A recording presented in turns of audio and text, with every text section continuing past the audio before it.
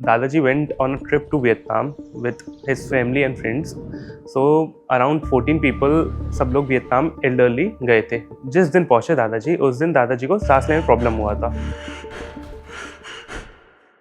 मैं विजय कुमार भूरा.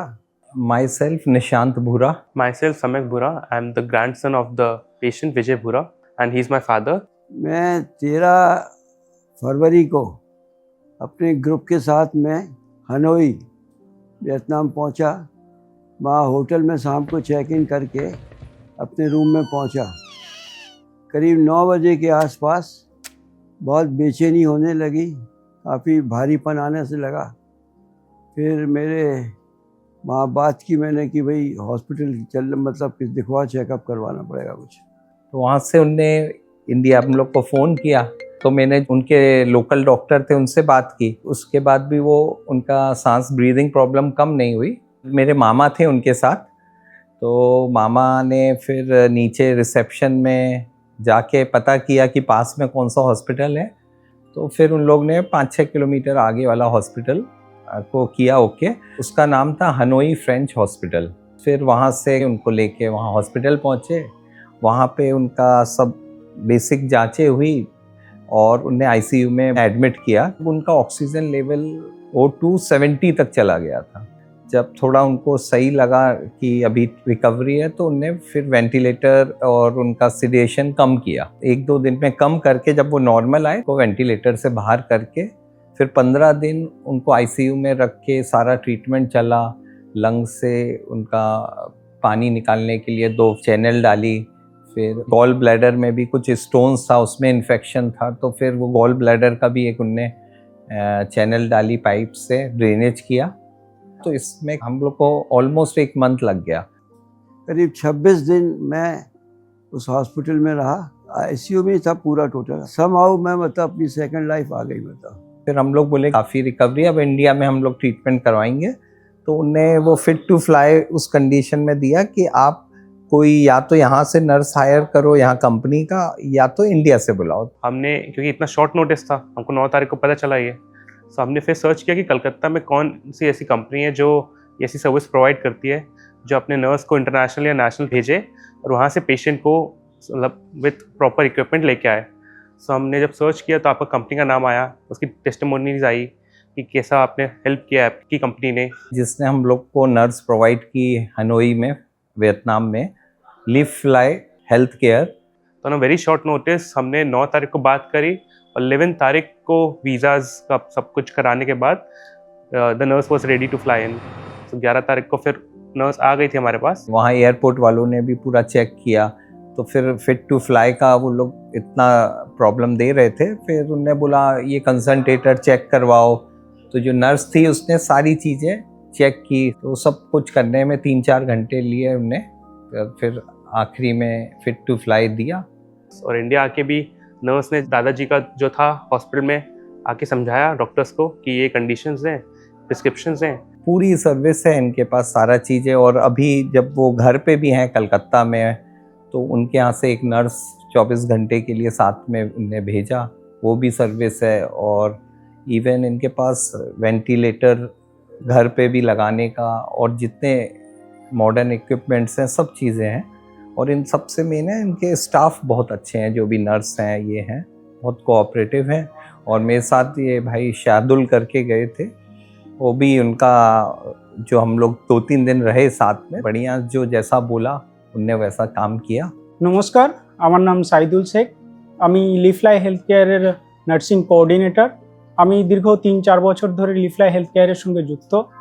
হঠাৎ করে আমার কাছে একদিন ফোন আসে যে ভিয়েতনামে যেতে হবে. প্রিয়াঞ্জলি ম্যাডাম আমাকে ফোন করে পুরো ব্যাপারটা বলে যে যেহেতু আমার পাসপোর্ট রয়েছিল, এক্সপিরিয়েন্সের হিসাবে ভিত্তি করে ওনারা আমাকে অফিস থেকে চুজ করে যে পেশেন্টটাকে নিয়ে আসার জন্য আমি যাব. তারপরে পেশেন্ট পার্টির সঙ্গে কন্ট্যাক্ট করে ওনারা আমার পাসপোর্ট, আমার ডকুমেন্ট ভেরিফিকেশন সমস্ত কিছু দিয়ে ওনারা ভিসা টিজা কমপ্লিট করার পরে আমি এখান থেকে পৌঁছাই. যেহেতু আমার কাছে পিওসি ছিল, পোর্টেবল অক্সিজেন কনসেন্ট্রেটর ছিল, তো সেক্ষেত্রে ওখানে একটুখানি আমাকে সমস্যায় পড়তে হয়েছিল হানोई এয়ারপোর্টে, কারণ ওনারা বলছিলেন যে এটা আমি নিয়ে যেতে পারবো না. They are need to recommendation letter from the Vietnam welfare society. সামায়িক ভাই ছিল আমার সঙ্গে, তো সামায়িক ভাইকে আমি ফোন করি যে এইরকম সমস্যা. তারপরে উনি কল করে এয়ারলাইন্সের সঙ্গে কথা বলে কমপ্লিট করার পরে আমাকে অনেকক্ষণ বসিয়ে রাখে, প্রায় 1 থেকে 1.5 ঘন্টা। ফাইনালি ওনারা আমাকে গাড়ি করে দেয়, আমি এয়ারপোর্ট থেকে সোজা একদম হসপিটালে চলে যাই। পেশেন্টের সঙ্গে অ্যাট ফার্স্ট আমি দেখা করে কথা বলি যে উনি কেমন আছেন না আছেন। বেরিয়ে আসার পরে ওখানকার লোকাল ডক্টর আরএমও আমার সঙ্গে কথা বলতে চান। পরের দিন সকালবেলা চেক আউট করে ডাইরেক্ট এয়ারপোর্টে আসি হসপিটাল থেকে হ্যান্ড ওভার নিয়ে। এয়ারপোর্টে গিয়ে একটা সমস্যা দেখা যায় যে যেহেতু ওনার ফিট টু ফ্লাই সার্টিফিকেটটা হসপিটাল থেকে দিয়েছিলেন, কিন্তু এয়ারলাইন্স ওটা মানতে রাজি নয়, কারণ ওনারা বলছিলেন যে ওনাদের এয়ারপোর্ট ডক্টরকে চেক করাবেন। তো তারপরে আমি যাই সঙ্গে ওনার সঙ্গে থাকি, পুরো ব্যাপারটাকে উনি চেক করেন, আসেন। এয়ারলাইন্সের যে ডক্টর উনি আমার সঙ্গে কথা বলতে চাইছিলেন, তো আমি আবার কথা বললাম। উনি আমার নলেজটাকে দেখতে চাইছিলেন যে আমি অ্যাবেল আর নট ওনাকে নিয়ে যাওয়ার জন্য, অ্যাকচুয়ালি ওই এমার্জেন্সি সিচুয়েশনগুলো হ্যান্ডেল করার জন্য। তারপরে আমি ওনার সঙ্গে কথা বলে উনি কমফর্টেবল হয়, আমার পুরো ডকুমেন্ট ভেরিফিকেশন হয়, এয়ারলাইন্সে পাঠানো হয়। পাঠানোর পরে পিওসি আমাদের চেক করা হয়, পোর্টেবল অক্সিজেন কনসেন্ট্রেটর। সেটা চেক করার পরে ওনারা যখন ওনার ভাইটালস চেক করতে লাগেন, তখন ভাইটালসে একটা প্রবলেম হয়েছিল যে ওনার বিপিটা হাই ছিল, প্রচণ্ড হাই ছিল, 165 ছিল। তো ওনারা প্রথমে তো বলছিল যে আমরা আসতে পারবো না, কয়েকদিন আমরা আবার হসপিটালে ওনাকে রেখে রেস্ট করে আবার আসবো। তো আমরা ওনাকে বলি, ওনাদের ডক্টরকে কনভিন্স করার চেষ্টা করি যে না, উনি ওখান থেকে এসছেন তো বলে হয়তো এখন টেনশন হচ্ছে, উনি বাড়ি যাচ্ছেন বলে হয়তো একটু বিপিটা একটু বেড়ে গেছে, কিছুক্ষণ রেস্ট দিয়ে আবার চেক করা হলো। তো after 5 minutes then again check করলো ওনাদের ডক্টর, চেক করে আবার একটুখানি কমে এসেছিল। এরকম করতে করতে একদম শেষ পর্যায়ে এয়ারলাইন্স থেকে বললো যে না, আমরা যেতে পারি, মানে ওনারা পারমিশন দিল। তখন আমরা ওনাকে ফ্লাইটে নিয়ে এলাম। একটা জিনিস লক্ষ্য করেছিলাম, যখন টেক অফ হয় ফ্লাইটটা, মনের মধ্যে একটা ভয় থাকে যে যখন উড়ে যায় তখন একটু হার্টবিটটা বেড়ে যায়, পালস রেটটা বেড়ে যায়, তো এরকম ব্যাপার থাকে। তো ওই সিচুয়েশনটা আমি ওনাকে সবসময় কথা বলানো, যে ওনার সঙ্গে অ্যাকচুয়ালি বাড়ির কি, ওনার ফ্যামিলি ব্যাকগ্রাউন্ড জানা, এই সমস্ত বিষয়গুলো বলে ওনাকে নিয়ে আসা হয়েছে। পরে আমরা মোটামুটি 3-3:30 নাগাদ আমরা কলকাতা এয়ারপোর্টে আমরা ল্যান্ড করি। ল্যান্ডের সময়ও আমাদের সেম অনুভূতিটা হয়। তো ওই সময়টা আমি হ্যান্ডেল করার চেষ্টা করেছি ওনাকে, এবং ওখান থেকে সোজা আমরা এসে মানিপাল হসপিটালে অ্যাডমিশন করিয়েছি। এবং যে ওখানকার ডিসচার্জ সামারি, সেই মানিপাল হসপিটালের প্রত্যেকটা ডক্টর ওই ডিসচার্জ সামারিটা দেখতে ওরা অত্যন্ত খুশি হয়েছে, কারণ ইন্টুবেশন থেকে ফিরিয়ে এনে ফ্লাইটে করে ভিয়েতনাম থেকে কলকাতা নিয়ে আসা, এটা অনেক বড় চ্যালেঞ্জের ছিল, আর আমার জীবনের অনেক বড় নতুন অভিজ্ঞতা হলো। এর জন্য আমি থ্যাংক ইউ জানাবো সামেক ভাইকে, কারণ উনি আমার সঙ্গে কথা বলেছিলেন এবং পুরো ব্যাপারটা উনি আমার হ্যান্ডেল করছিলেন ওখান থেকে যাওয়া থেকে শুরু করে আসা পর্যন্ত। अभी तबीयत पहले से काफ़ी अच्छी है। पहले उस टाइम पे तो बहुत ही उठना भी मुश्किल था, पर अब सब उठ लेते हैं, चल लेते थोड़ा थोड़ा।